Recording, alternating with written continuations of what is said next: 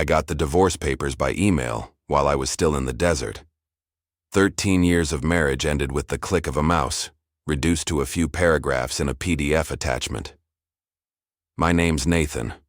I'm 42 years old, a staff sergeant with the 2nd Airborne, and I've learned to expect bad news, but I didn't think it would hit like this.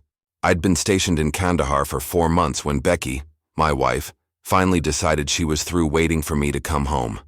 The subject line of her email read, "Let's be adults about this." No warning, no long explanation.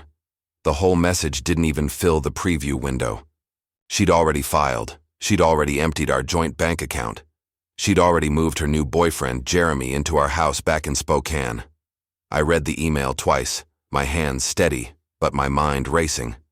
Then I closed my laptop, walked to the makeshift showers, barely more than pipe-fed stalls with thin curtains, and stood under the weak spray for longer than usual. I washed off the sand and sweat, but not the hollow feeling in my chest. I got dressed for my shift, laced my boots, and didn't say a word to anyone. There's a kind of discipline you learn in the Army, not the barking orders kind, but the kind that keeps you from falling apart when the world tilts sideways. That night, lying on the thin mattress of my bunk, I propped the laptop on my knees and typed a reply. Just one word. Understood. No argument, no begging, no threats or accusations, just the clean break of a severed rope. Wilson, my bunkmate, noticed something was off. He didn't look up from his battered paperback, just flicked his eyes in my direction. "You good, man?" he asked in his low, even voice. That's the way it goes out here. Concern without intrusion. "Yeah," I said. "Just some stuff back home." He nodded, satisfied, and went back to his book. In the military, we all have our ghosts. You learn to respect the silence, to leave a man space to process whatever's eating at him. The truth is, I wasn't even surprised. 6 months before this deployment, I felt the shift. You notice the little things first, the way someone stops asking about your day, stops laughing at your stupid jokes. Becky started working later at the dental office, answering phones for a dentist she once called a total bore. She started hitting the gym 3 times a week, but I never once saw her toss a sweaty t-shirt in the hamper. Her wardrobe changed, new blouses, new jeans, colors she never wore before. She made new friends, names I never heard until they were suddenly all she talked about. She set new passwords on her phone, left it face down on the counter. I'm not the jealous type, and I never pried. I wasn't raised that way, but I wasn't blind either. So I started making quiet moves of my own. Nothing dramatic, no screaming matches, no snooping through her emails. I just got careful. I rented a small storage unit across town and put our important documents there: birth certificate, marriage license, house deed, with only my name on it thanks to the VA loan, military paperwork, insurance info. I put my grandfather's watch in there too, and my mother's silver, the only things I'd be heartbroken to lose. I opened a new account at a different bank and started sending a portion of my pay there. Not enough that Becky would notice, but enough that if the bottom dropped out, I wouldn't be standing in the rubble with nothing but lint in my pockets. The night before I shipped out, she drove me to the airport. It was raining, the kind of cold spring rain that soaks you through. She hugged me in the drop-off lane, arms loose and eyes dry. "Stay safe, okay?" she said, like I was a neighbor, heading out on a business trip, not her husband going off to war. I should have recognized it for what it was. A goodbye, not a see you soon. But hope is stubborn. I told myself I was just being paranoid. I wanted to believe we still had something worth coming home to. But what Becky never realized was that I'd already prepared myself for this. I'd seen the signs and I'd acted. She thought she could blindside me, but I've survived worse than this. In the Army, you learn not to pick fights you can't win. But if someone comes at you, you finish it. I met Becky in the summer of 2010 at a backyard barbecue thrown by a friend of mine in Spokane. I was home between tours, crashing on Jason's couch and trying to remember how to live like a civilian. She was in her last semester of nursing school, tan from the sun and brimming with ideas about the future. She was quick to laugh, sharp-witted, and she challenged me from the start. We talked for hours that night, and I remember thinking how easy it would be to build a life with her. She ended up working admin at a dental office instead of nursing. Less stress, she said, more regular hours. We got married 8 months later, at the courthouse, just the two of us and a couple of friends as witnesses. She used to say she was proud of my service, but I think she liked the idea of it more than the reality. Her dad was a bank manager, her brother a pharmacist. No military in her family, no understanding of the sacrifices or the loneliness. She'd ask me sometimes when I'd get a real job. She never understood that the Army isn't just a job, it's a life, a tribe, a framework for everything I am. We bought our first and only house in 2014. 3 bedrooms, a small yard, a quiet street where the neighbors waved but didn't pry. We painted the living room together, fought over paint colors, laughed about how domestic we felt. The mortgage was in my name because of the VA loan, but I added her to the deed because that's what you do when you're building a future together. Or so I thought. My dad died a year after the wedding, heart attack, shoveling snow off the driveway in February. My mom lasted 3 more years, lung cancer, cruel and fast, even though she never smoked a day in her life. They left me a little money, not enough to change our lives, but enough to clear out our student debt and put a few thousand in savings for emergencies. I thought it was enough to give us a cushion, a shot at something stable. I deployed 4 times during our marriage, Iraq twice, Afghanistan twice. Each time I came home a little more tired, a little more aware of the distance growing between us. Becky seemed restless, like she was waiting for someone to tell her she could walk away. Once, after I mentioned re-enlisting for another 4 years, she snapped, "I didn't sign up to be a military wife. I'm tired of being alone all the time." I understood, honestly. The Army takes as much as it gives, and it takes from families too. But I couldn't be anyone else. The guys here depended on me. Out in the field, someone's always got your back, or you're dead. By 2019, things got worse. Becky got annoyed if I called during her girls' nights, her voice clipped and impatient. She talked about her friend Melissa, who'd divorced her husband and was living her best life now. Becky started pointing out how little we had in common, how I was always gone, how she felt more single than married.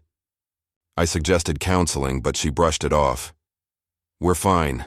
It's just a rough patch," she'd say. But I could tell she was already halfway out the door.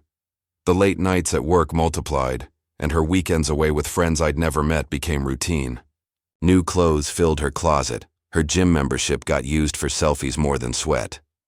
I could have confronted her, demanded answers, but I didn't. That's not how I was raised. My dad always told me, think before you speak, be sure before you act. So I watched and waited, trusting my instincts. I've learned, both in battle and in marriage, that sometimes the best thing you can do is keep your mouth shut and pay attention.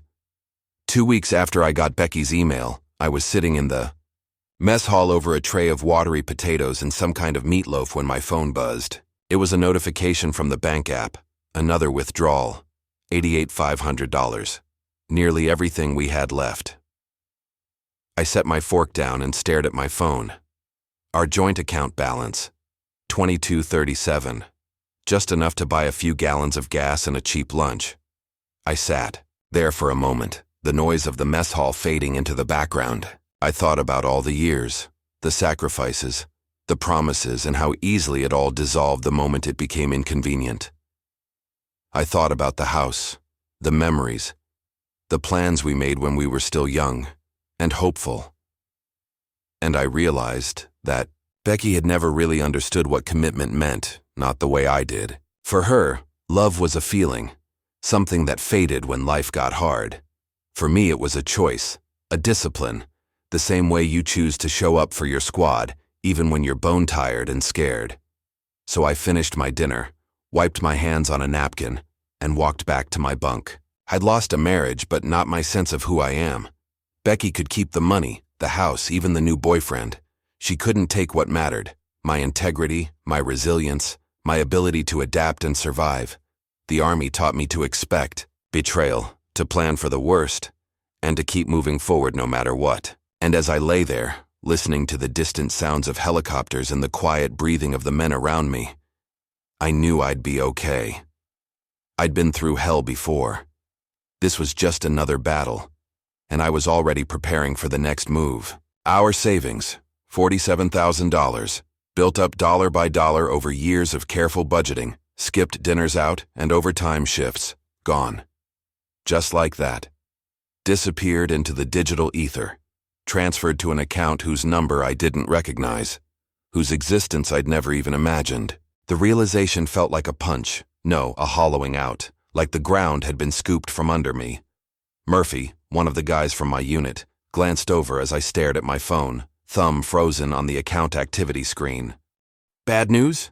he asked, raising an eyebrow as he balanced his tray. I locked the phone, tried to keep my voice steady. "Nah, just some account stuff," I lied, but my chest felt like it was caving in. That night, long after the mess hall had emptied and the hum of the base generator was the only sound, I called the bank from the phone center. My hand shook as I keyed in the number, the receiver slick against my palm. The woman on the line was polite, efficient, and utterly detached as she went over the transactions. Turns out Becky had been moving the money in increments, small at first, just a few hundred here and there, then thousands at a time. The heavy transfers began the day after I'd shipped out. The timeline was too perfect to be coincidence. I hung up, phone pressed to my forehead, and just stood in the hallway.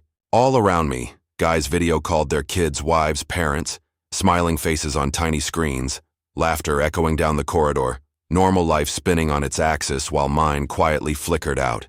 Wilson found me there, half in shadow, staring at the wall. "Heard from Alvarez you looked like you'd seen a ghost at dinner," he said, voice low. Wilson wasn't the type for small talk. He'd pulled me out of a bad spot in Kandahar, dragged me to safety when shrapnel tore up my leg. I trusted him in ways I didn't trust most people. "My wife emptied our accounts," I said, feeling oddly detached from my own voice. "Moved her boyfriend in. Sent divorce papers while I was on patrol last week." Wilson didn't flinch.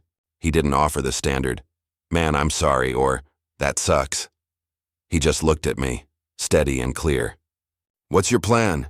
I wanted to laugh at the question. My plan? What plan? My life, my marriage, my home, all turned upside down while I was halfway around the world trying to keep my head attached. "I don't know yet," I admitted. He nodded as if that was a perfectly reasonable answer. "Let me know if you need anything serious." Sleep was impossible. I lay on my bunk, staring at the metal ceiling, the low hum of the night shift drifting through the barracks. Eventually, I got up, pulled out my laptop, and logged into our home security system, something Becky probably forgot I could access from anywhere, even here. Grainy camera feeds popped up, the driveway, the living room, the kitchen. There, in the glow of the porch light, sat a strange pickup truck. A man I'd never seen before was walking our dog, tossing a ball across my newly seeded lawn, wearing my Seahawks sweatshirt, sipping from my favorite mug. Becky was in the kitchen laughing, her hair tucked up like she did when she was happy. It was a scene of domestic bliss, only I'd been cut out. Something cold and sharp settled in my chest. Not anger, not yet. Something calmer, harder, like steel being drawn from a sheath. I closed the laptop, pulled out my phone, and started a list, the way I did before a mission. Clear steps, priorities, no room for emotion. Call James, an old Army buddy who'd gone to law school after his discharge, someone I trusted to keep things discreet. Check terms on the VA loan. I remembered Becky mentioning something about refinancing last year, but I hadn't paid attention then. Contact Master Sergeant about emergency leave, just in case.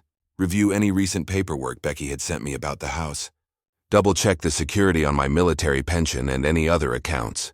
By the time the sun rose over the wire, I wasn't sad anymore. I wasn't even angry. I was focused. This wasn't about my feelings. This was about control, about reclaiming what I could from the wreckage. I'd been trained for chaos, for uncertainty, for the slow burn of loss. Now it was just another mission. At 0500, before the first shift change, I emailed James. "Need legal help. Discreet and urgent. Call me." He replied within the hour. "Secure line only." We spoke on a scrambled connection, voices echoing across continents. When I hung up, I knew what to do. There would be no yelling, no threats, no pointless confrontation, just patience. Watch, wait, let her actions become the trap. 2 months later, I landed back on American soil, the jet lag buzzing in my blood. I didn't tell Becky I was home. Didn't call, didn't text, didn't even drive by the house at first. I checked into a low-rent motel in downtown Spokane under a different name and contacted James. We met at a diner 10 miles outside of town, the kind of place where nobody notices anything but their own coffee. James slid into the booth, looking me up and down. "You look like hell, Nate." "Feel like it," I said. My voice was rough from the flight, from weeks of sleep deprivation, from everything. He handed me a thick folder. Everything we discussed, deed, bank statements, loan docs, and this. He pulled a single sheet from a side pocket, a refinance application supposedly signed by me, but the signature was wrong. The middle initial was off and the slant of the letters was unfamiliar. Someone had tried to forge it, but they missed. "You think Becky did this?" I asked, though my gut already knew. James nodded. 3 months ago, she used the increased equity in the house to pull out over $300,000. VA loans in your name, so your signature's required. She forged it. I stared at the paper, mind racing. So she forged my signature, took out a huge loan, drained our savings, and filed for divorce while I was deployed. "That's a hell of a to-do list," James gave a half smile. "Gets better. She listed her boyfriend as co-applicant. Guy's name is Jeremy Hoon. He's got 2 DUIs and a fraud charge from a couple years ago. Not exactly an upstanding citizen." My breath came in shallow bursts. "What are my options?" James spread his hands. "Plenty. But first, you need to decide what you want. Do you want the house, the money, or just to make sure she faces consequences?" I thought about it. Really thought. I pictured Becky laughing in the kitchen, the stranger walking my dog, the empty bank accounts. "I want what's legally mine," I said quietly. "And I want her to understand that actions have consequences. She doesn't get to burn down my life and walk away clean." James nodded, a slow smile spreading over his face. "Then here's how we proceed." The next morning, I drove past the house I'd once called home. The boyfriend's truck was gone, but Becky's car was in the driveway. The lawn was overgrown, but the porch light was on. I parked down the street out of sight and just watched for a while. Part of me wanted to go up, knock on the door, demand answers. But that wasn't the plan. That wasn't what the mission called for. Instead, I went to the bank. I asked to see the loan officer who'd processed the refinance. Showed him my military ID, my driver's license, my actual signature side by side with the forged one. His face drained of color as he compared the documents. "I'll need to report this immediately," he said, voice trembling. "I understand," I replied. "I've already filed a police report. I'll be following up with the prosecutor's office too." That night, Becky texted me. "Who have you been talking to at the bank?" "Jeremy said someone was asking questions." I read the message, let it hang there. I didn't reply.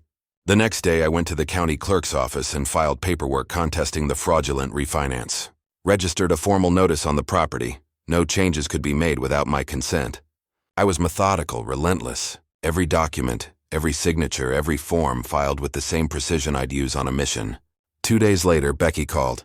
I stared at her name on my phone, then let it go to voicemail. Her voice was strained, a little frantic. "Nathan, we need to talk. The bank called about the house. What are you doing? If this is about the divorce, we can discuss it like adults." I recognized the phrase. She'd used it in the email she sent with the divorce papers, as if any of this was adult. I didn't respond. I'd already said everything I needed to with my actions. That afternoon, James called, his tone sharper than before, energized by the momentum. As I answered, I realized I'd crossed a threshold. No longer a victim, no longer a bystander. I was taking back my life one step at a time. And this time, I wouldn't be caught off guard. They'd frozen the refinance money, at least what was left of it. But then, believe it or not, my wife's boyfriend got pulled over while driving my truck, the one still registered in my name. He was driving on a suspended license, courtesy of his multiple DUIs, so the cops impounded the truck on the spot. For a moment, I felt a grim satisfaction. Maybe now he'd finally face some consequences. But things just kept spiraling. When the police searched the truck, they found prescription pads from the dental office where Becky worked. Not blank either. Some had names and drugs already written in her handwriting. I closed my eyes, feeling a fresh wave of nausea. Becky was stealing prescription pads now? How deep did this go? The police were investigating, and my name was all over the paperwork, my whole life unraveling in a way I'd never imagined. For a second, I had the urge to call Becky, warn her, tell her to get her story straight. Old instincts die slow. But then I remembered the security footage. Her and Jeremy in my house with my dog, like my entire life was just something she could hand away. That memory was like a door slamming shut. There was no going back. Even if I wanted to, I couldn't. She'd made sure of it. The next morning, I met with the bank's fraud investigator, a guy named Thompson. He looked like he hadn't slept in a week. Rumpled suit, coffee stain on his tie, the weariness of someone who'd seen too much of this kind of mess. "You'd be surprised how common this is," he said, spreading out the stack of documents. "Spouse deploys, other spouse gets ideas. Sometimes it's desperation, sometimes it's greed." I stared at the papers. "So what happens now?" "We froze the funds from the fraudulent refinance," Thompson said, but his tone was cautious. "Unfortunately, some of the money's already been moved." "It's gone." My stomach clenched. "How much?" He flipped through a ledger. "About half. $14,600. "Where did it go?" I pressed. He hesitated, glancing at the door. "I'm technically not supposed to disclose recipient info without a subpoena." "My name was forged," I said, feeling the desperation in my voice. "That's my house, my money, please." He regarded me for a moment, then turned his monitor so I could see. "Here are the outgoing transfers." I scanned the screen. There were multiple transfers, all to someone named Daniel Spencer. I didn't recognize the name. This was someone new, someone outside the drama with Becky and Jeremy. "Who is Daniel Spencer?" I asked. Thompson shrugged. "Not something I can investigate. You'll need your lawyer to subpoena the bank records if you want more detail." As soon as I left the bank, I dialed James, my attorney, and now, apparently, my only ally. He listened, then repeated the name slowly. "Daniel Spencer. I'll see what I can find." An hour later, James called back, sounding more energized than I'd heard him in days.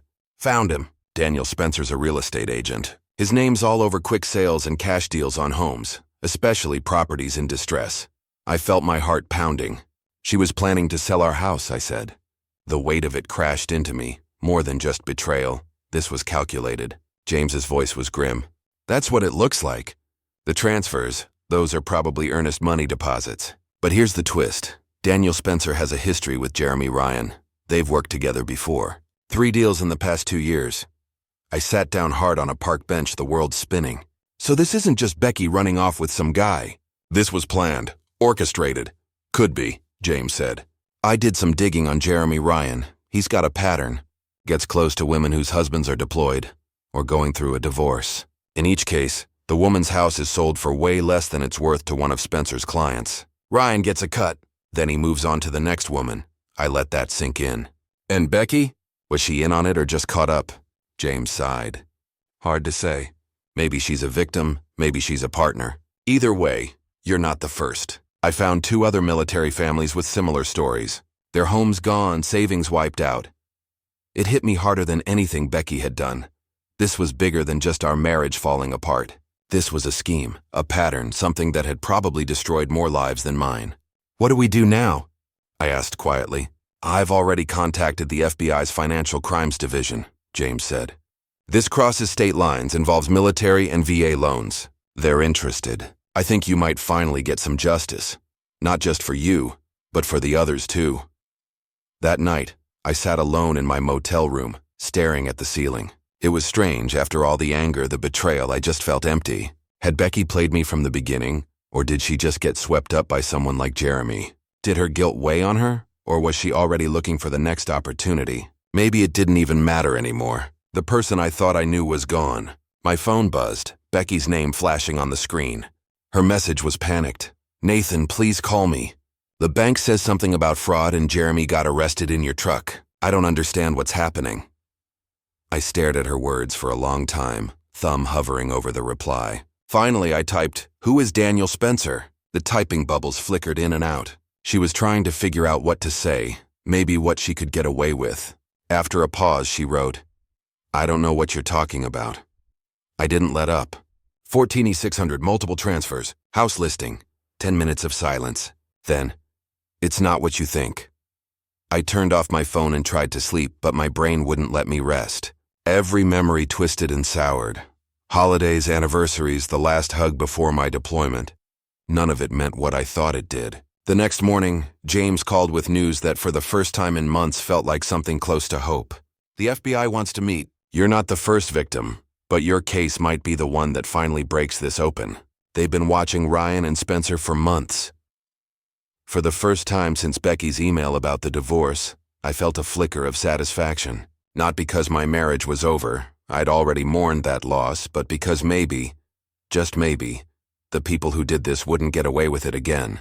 I drove to the FBI's Spokane field office, my hands sweating on the wheel the whole way. The agents, Patel and Donovan, were all business, methodical, but not unkind. They recorded my statement, took every scrap of evidence James and I had gathered, emails, bank records, even old texts from Becky that now read like a trail of warning signs. As I pieced together the timeline for them, I realized how many red flags I'd missed. Her sudden interest in downsizing, complaints about being house poor, little arguments about money that never made sense at the time. Your case helps establish a pattern, Patel said, flipping through my documents.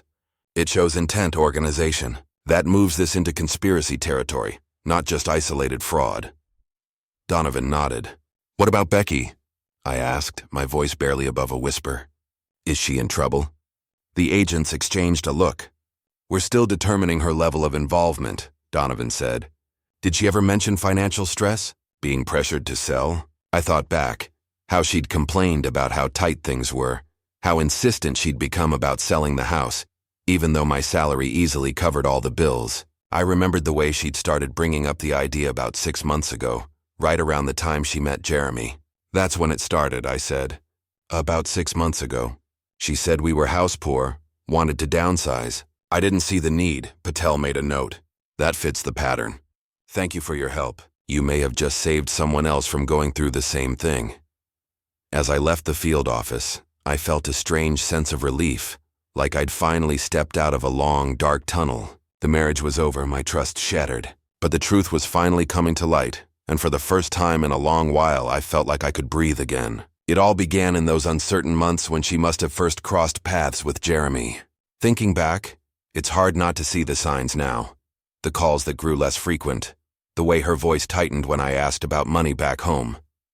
When Donovan, my old squad mate, mentioned something about a refinance, I brushed it off. I'd been gone so long I barely felt tethered to the life I'd left behind. But I never heard a single word about it from Becky. Later, I'd find out she'd forged my signature while I was overseas. A betrayal so casual it still makes my hands shake when I remember. When I told the agents, they didn't let anything slide. They pressed me for details, every date, every document, every memory I could scrape together. Their pens scratched over notepads as if the answer might slip away if they didn't get it down fast enough. At last, Agent Patel handed me her card. We'll be in touch, she told me, her voice somehow both sympathetic and clinical. Don't confront your wife or Ryan. We need to build this case carefully. I nodded, swallowing the urge to ask what careful meant, what would happen next, if anything would ever feel normal again. But I nodded, got it. That night, I drove through the neighborhood, parking a few houses away from the place that was still technically mine. Jeremy's battered old truck had reappeared. He must have pulled some strings to get it out of impound. Becky's car was gone, the driveway empty except for the oil stains she used to scold me about. My phone buzzed in my pocket, a text from Becky. We need to talk in person. Meet me at Riverfront Park tomorrow. The next morning, over stale coffee and cold eggs, I showed the message to James. He'd been my best friend since basic, steadier than anyone else in my life. Don't go, he said, shaking his head. She's up to something. Nothing good comes from talking to her right now. I won't, I promised, though it felt like a lie even as I said it. But I want to know what she's up to while she thinks I'm meeting her. We parked across the street from the house at 9:30. The windows cracked to let out the stale heat. The neighborhood felt different. The lawns overgrown, the trees heavy with summer. 15 minutes later, Becky left, driving off toward Riverfront Park. Now what? James asked, glancing sideways at me. Now we wait, I told him, and we did, the minutes stretching out heavy with anticipation. 20 minutes passed before a car pulled up, a magnetic real estate logo gleaming on the door. Daniel Spencer. I recognized him from a glossy mailer months back, the kind that promises easy sales and fast closings. Jeremy came out to meet him, both men acting as if nothing was amiss, as if they weren't standing on the ruins of my life. They chatted in the driveway before heading inside, easy and casual. Should we follow them? James asked, his fingers drumming on the dashboard. I shook my head. No need. I put in security cameras last year, inside and out. They upload everything to the cloud. It was a decision I'd made after a string of break-ins nearby. never imagining I'd use them for anything like this. James's eyes widened and he grinned despite himself. You never mentioned that.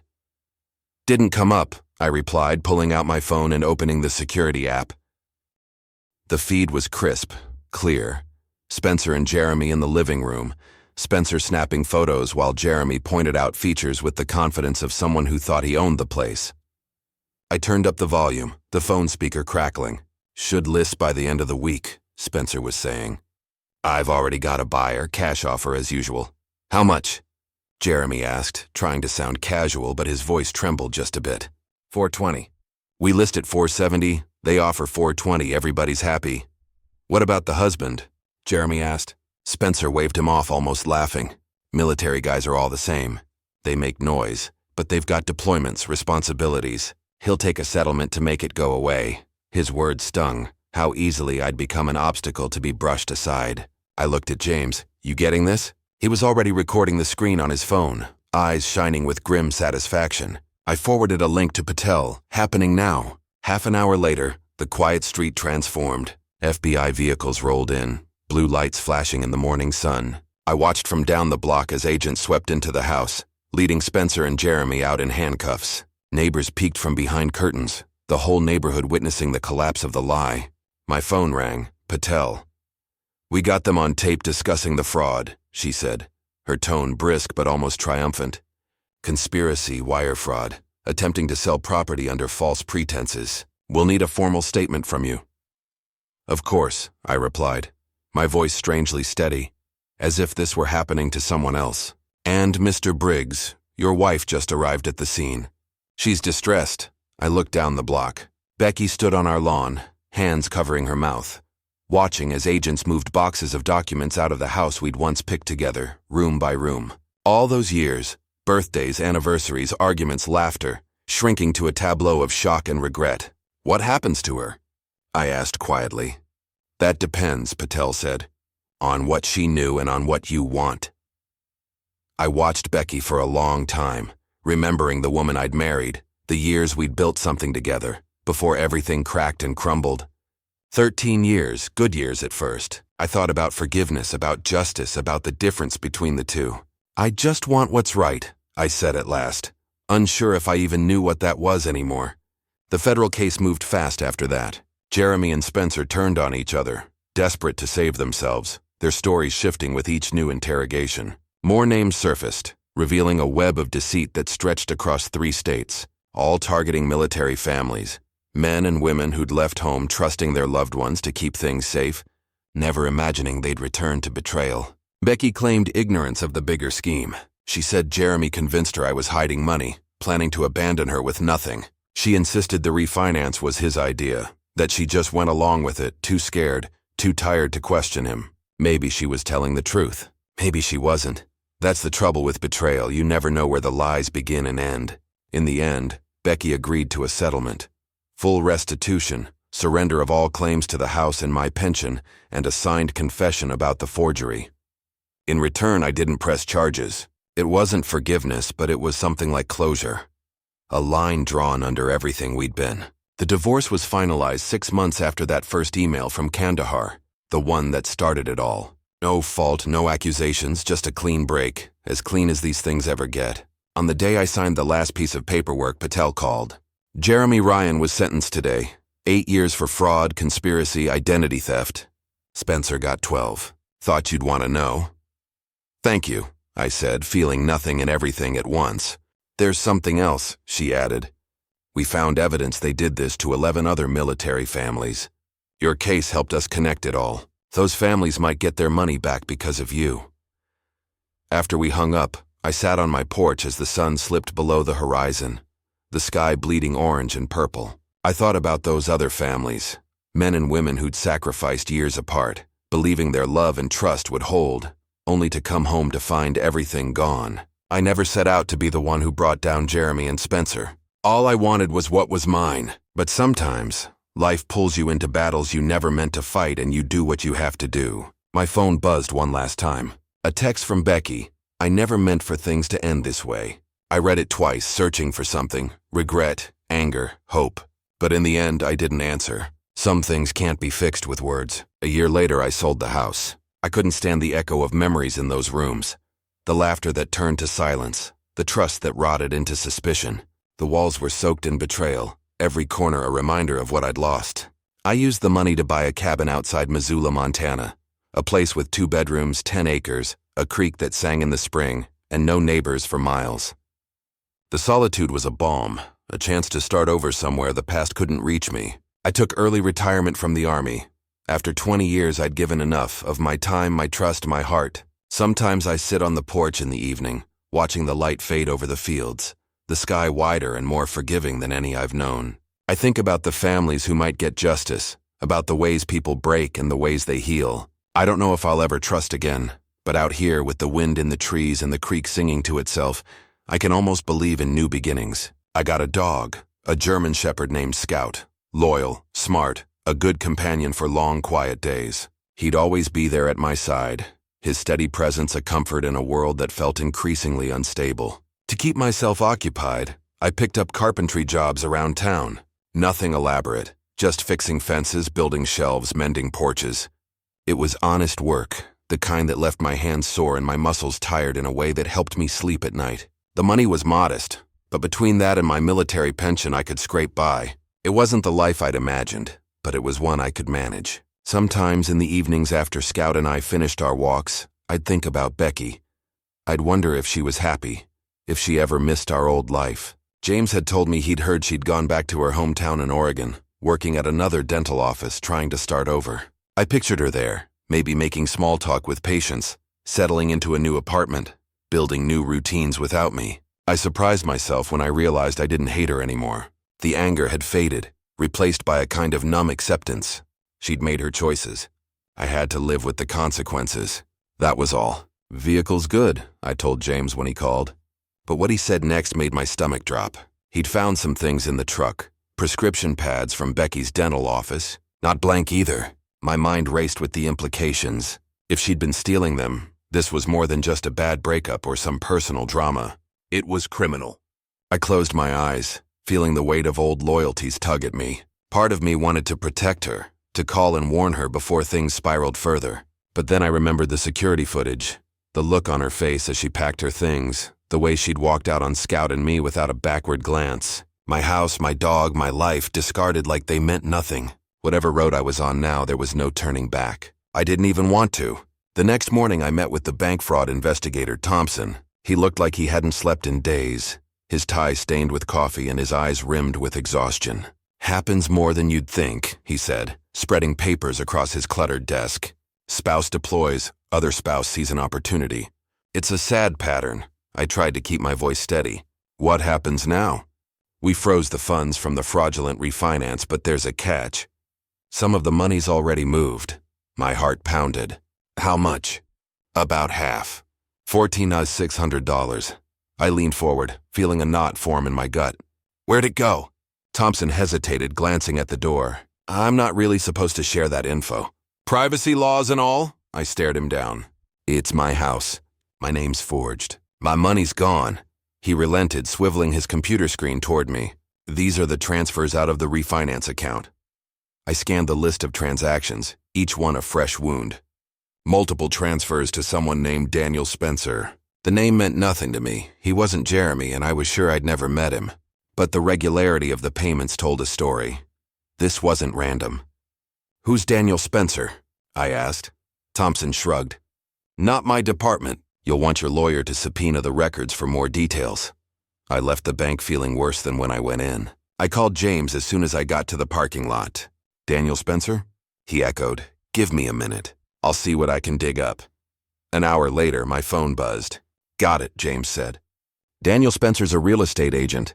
Specializes in fast cash sales. Reputation for discretion. Not the kind of guy you'd use for a normal listing." My heart sank. "She was planning to sell our house," I managed. Saying the words made it real, the betrayal sharper than ever. "Looks that way." Those deposits were probably earnest money to get him started on a listing. But here's the crazy part. Spencer's got a history with Jeremy Ryan. "Jeremy Ryan, isn't he Becky's boyfriend?" "Yeah, and it gets worse. I found records. 3 deals closed together in the past 2 years. all involving women in rough spots: divorce, deployment, financial stress. Houses sold under market value, buyers connected to Spencer. Jeremy gets a cut, then he's gone. It hit me like a punch to the gut. This wasn't just Becky running off with another guy. It was something bigger, colder, a pattern that preyed on people when they were at their most vulnerable. I sat on a park bench, watching Scout chase a squirrel, trying to absorb what I'd just learned. Maybe Becky's just another victim, James said quietly. Or maybe she's in on it. Hard to know. I rubbed my face, feeling older than my years. This isn't just about me anymore. Other military families could be getting hit the same way. Already called the FBI's Financial Crimes Division, James replied. Crosses state lines, involves VA loans, military personnel. They're interested. You might have just opened a whole can of worms. That night in the motel, I sat alone with a beer staring at the ceiling. The question swirled in my head. Had Becky really been playing me all those years? Or had she just fallen for the wrong man at the worst possible time? Did I even want to know the answer? What mattered now was stopping this from happening to anyone else. My phone buzzed. Becky again. Nathan, please call me. The bank is saying something about fraud and Jeremy got arrested for driving your truck. I don't understand what's happening. I stared at the message, my thumb hovering over the screen. Part of me wanted to comfort her, to believe she was as lost and confused as she sounded. But the evidence said otherwise. I forced myself to stay detached. Who is Daniel Spencer? The 3 dots appeared, disappeared, came back, then vanished again. Finally, I don't know what you're talking about. 14600, I wrote. Multiple transfers. House listing. 10 minutes of silence. I imagined her sitting there, phone in hand, weighing her response. Finally, it's not what you think. I turned off my phone and let the darkness settle. The next morning, James called. FBI wants to meet. They've been watching Ryan and Spencer for months. You're not the first, but your case might be the one that blows this open. For the first time since that awful email from Becky, I felt something like hope. Not because anything would undo the damage to my marriage or my home, but because maybe, just maybe, the truth was coming out. Maybe there'd be justice, not just for me but for all the others caught in this web. At the Spokane field office, I met with Agents Patel and Donovan. They listened carefully as I laid out everything James and I had uncovered, documenting every detail, copying every scrap of evidence. Your case helps us establish a pattern, Patel told me. It's not just isolated incidents. There's clear organization, intent. That's conspiracy. I nodded, feeling a strange mix of relief and dread. What about Becky? I asked quietly. My wife, ex-wife, I reminded myself. The agents looked at each other. We're still evaluating her involvement, Donovan said. Sometimes people get manipulated, especially during stressful times. Sometimes, though, they're complicit. Did she ever mention financial problems? Did she ever seem desperate to sell or talk about needing money? I thought back, searching for signs I might have missed. Nights when she seemed preoccupied, conversations that veered toward money and mortgages. I realized how little I'd really known about what was going on in her head. Maybe I'd been blind, or maybe she'd been hiding things from me all along. The investigation was just beginning, but one thing was clear. This was bigger than any one marriage, any single betrayal. It was about trust, and how easily it could be twisted and used against people who'd already given so much. As I left the field office, the air felt a little lighter. The truth was coming out, and for the first time in a long while, I wasn't running from it. She always said we were house poor, always pushing to downsize, like the walls themselves were closing in on her. I never understood what she meant. On my salary, the mortgage was manageable. We weren't swimming in cash, but we were comfortable enough. Patel jotted notes across her pad, her eyes flicking up. When did all that start? She asked, as if hunting for a loose thread in my timeline. 6 months ago, I answered, remembering the first time Becky brought it up over dinner, her fork chasing peas in circles on her plate. That was just about the time she probably met Jeremy, though I didn't know his name then. And the refinance? Donovan pressed.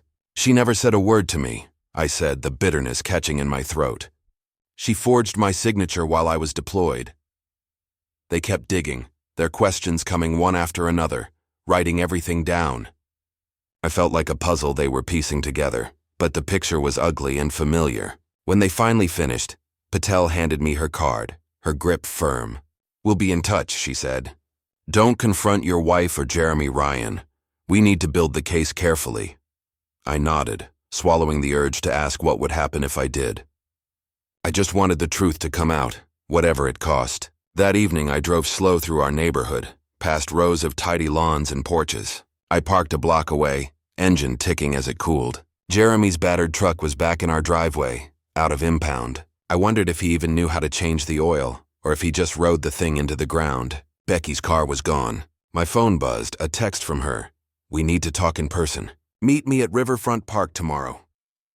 Words that felt loaded, like she knew the ground was shifting under her feet and wanted to get ahead of it. The next morning, over stale cereal, I showed James the text. He looked at it, jaw clenched, concern written all over his face. "Don't go," he said. "Nothing good comes from talking to her now. She'll twist it. You know she will." "I won't," I promised, "but I want to know what she's planning while she thinks I'm meeting her." I needed to see for myself, to understand the extent of the lies. We drove to the house at 9:30, blending into the background across the street. At 9:45, Becky left, heading like clockwork for Riverfront Park.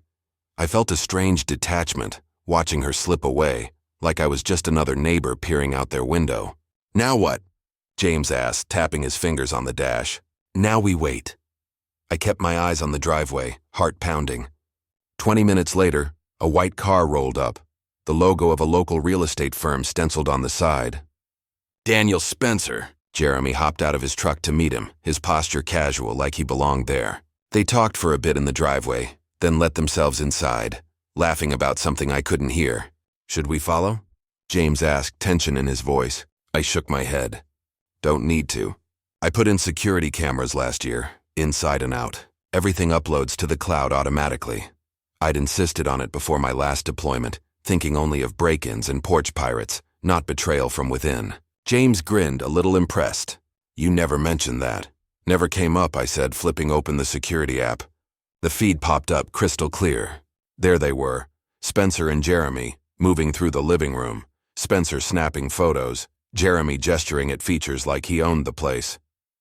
I turned up the volume. "Should list by the end of the week," Spencer said. "Got a buyer interested already. Cash offer as usual." "How much?" Jeremy asked, his tone confident, like this was just another deal. "420, Spencer replied. "We list at 470, they offer 420, everybody's happy." "What about the husband?" Jeremy's voice dropped, glancing at the front door. "Becky says he's causing trouble," Spencer said, waving it off. "Military guys are all the same. Make noise, but deployments, responsibilities. He'll take a settlement to make it go away." He sounded so sure, so practiced. I wondered how many times he'd done this before. I looked at James. "You getting this?" He was already recording the feed, eyes wide. "Every word," he said. I composed a quick message to Patel, attaching the live feed link. "Happening now." 30 minutes later, unmarked FBI vehicles rolled in, boxing the house in with silent efficiency. It was surreal, watching from the distance as agents swarmed my front yard, leading Spencer and Jeremy away in handcuffs. The house I'd worked so hard for, now just another crime scene. My phone rang, Patel's number.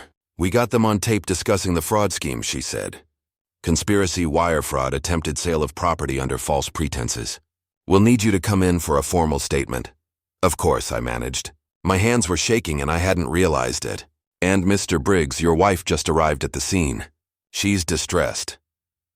Down the street, Becky stood frozen on our lawn, hands covering her mouth, watching as agents carted out boxes of documents. The woman I'd built a life with, now a stranger caught up in something much larger than I ever guessed. "What happens to her?" I asked, unable to keep the tremor from my voice. "That depends," Patel said. "On what she knew and on what you want. Cooperation can go a long way in cases like these." I watched Becky for a long time, 13 years of history flashing through my mind. We'd had good years, holidays with family, lazy Sundays, letters from overseas. Then the distance grew, unspoken resentments, late nights, secrets I never suspected. "I just want what's right," I finally said. I wasn't sure what that was anymore. The federal case moved fast. Jeremy and Spencer cut deals before the ink dried on their arrest reports, each trying to save himself. They turned on each other with the desperation of drowning men, and in the process exposed a 3-state operation targeting military families. The scope was staggering. Dozens of homes, millions in fraudulent loans and forged signatures, all built on trust and absence. Becky claimed ignorance of the larger scheme. She sat across from investigators, voice trembling, saying Jeremy convinced her I was hiding money, planning to leave her with nothing. Said he talked her into the refinance, that she just went along, blinded by fear and desperation. Maybe that was true. Maybe it wasn't. Either way, when it came down to it, she agreed to a settlement, full restitution, no claim to the house or my pension, and a signed confession about the forgery.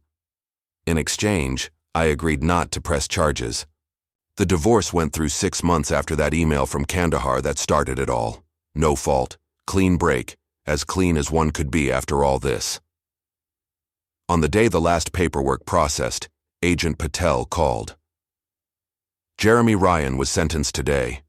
8 years for fraud, conspiracy, identity theft. Spencer got 12. I thought you'd want to know. Thank you, I said. It felt like closure, but also like something had been carved out of me. There's more, she added. We found evidence they did this to 11 other military families. Your case was the key. Those families might get their money back because of your help. After she hung up, I sat on the porch of my rental, watching the sun sink behind unfamiliar rooftops. I thought about those other families, men and women, who deployed, trusting their homes and marriages were safe, only to come home to ruin. I never set out to be the one to bring Jeremy and Spencer's operation to its knees. All I wanted was what was mine, to reclaim the life I'd built, the trust I thought I had. But sometimes life throws you into a storm you never saw coming, and all you can do is hold on and hope you make it through. My phone buzzed. A new message from Becky. I never meant for things to end this way. I stared at the screen for a long time, searching for anger, for forgiveness, for anything. But there was nothing left. I didn't reply. Some things are better left unsaid. A year later, I sold the house. I walked through the empty rooms one last time, each echo a reminder of what was lost and what I'd survived. I couldn't stay there. Too many ghosts, too much betrayal woven into the walls. As I locked the door for the last time, I realized that sometimes moving on means letting go of more than a place. It means letting go of who you thought you were, and trusting that somewhere ahead, there's something better waiting. I spent the money on a little cabin outside Missoula, Montana, a weathered place with 2 bedrooms and 10 acres of pine and aspen, the kind of land where you can breathe deeply and almost forget the world's sharp edges. Out back, a narrow creek cut through the meadow, its water cold and clear all year round. Most days I'd sit on the porch and listen to the wind move through the branches, the only company for miles around. After 20 years in the Army, I'd seen more than enough of crowds and orders barked in the dark.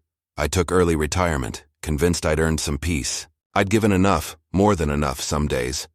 I adopted a German shepherd from the shelter, a big loyal fellow I named Scout. He followed me everywhere, a silent shadow, and in time, I realized I needed his company as much as he needed mine. Work found me, though not the kind that comes with titles or uniforms. Just odd carpentry jobs in town, fixing porches, mending fences.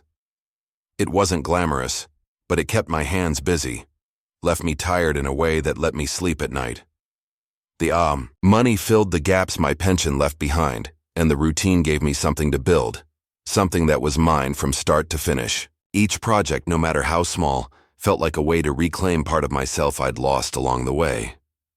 Sometimes, when the house was too quiet and the Montana sky stretched out forever, I'd think about Becky. I wondered if she ever thought of me, if she remembered the life we tried to build together before it all unraveled. James told me she'd moved back to Oregon, started over at another dental office, piecing together a new life. I didn't hate her anymore. If anything, all the old anger had faded, replaced by a kind of tired acceptance. She'd made her choices. Hard ones, maybe necessary ones. I'd made mine too. There's a strange relief in letting go of old grudges, in realizing you don't have to carry the past any farther than you want to. Then, one evening, as I was stacking firewood, I found a letter waiting in my mailbox. It was from a woman in Fort Worth, someone I'd never met. Her husband was in the Navy, stationed overseas when Jeremy and Spencer tried their scam on her, targeting her home and savings while she was alone. The FBI had given her my name because of the case. "You don't know me," she wrote in looping script, but you saved our home. Thank you for fighting back when it would have been easier to just walk away. I read her words twice, my hands shaking a little, then pinned the letter to my fridge, right where I could see it every morning. On the days when the silence pressed in, when the memories of places I'd rather forget came creeping back, or the weight of everything I'd lost felt too heavy, I'd glance at that letter. It reminded me that out of all that chaos, all the pain and regret, something good had come through. I'd made a difference, however small, in a stranger's life.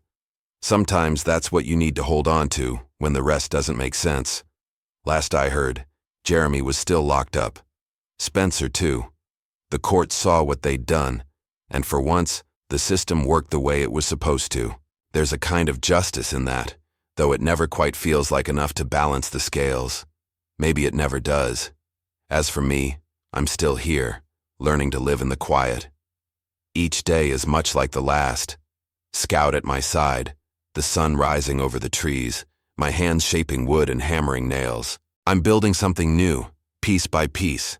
Not just a cabin or a life, but a sense of peace that can't be stolen, faked, or ruined by anyone else's choices. It's a slow process, but this time, it's something that's just mine. A life made from honest work and quiet mornings. A place where I can finally lay my burdens down. And for now, that's enough.